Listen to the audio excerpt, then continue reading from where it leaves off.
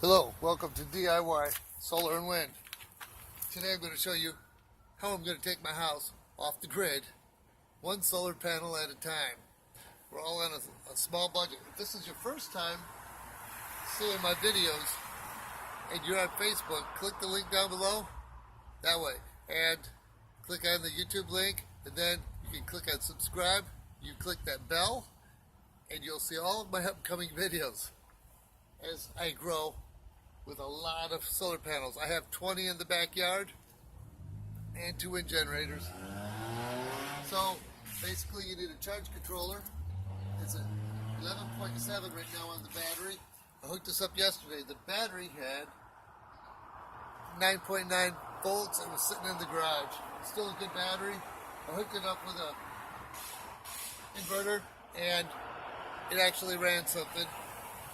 And I don't have that available at the moment.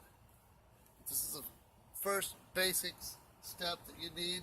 The inverter is 400 to 800 volts, and it'll run small appliances, and that'll be good first step. You can take a battery up to 14 volts safely, and it's taken a good 24 hours to get it up to 11.7. So tomorrow, I want to put another solar panel on here, or the next day, and get this up past 12 volts and see how long it'll let me watch TV off grid. That's the first step. Alright, stay tuned, and we'll see you in the future.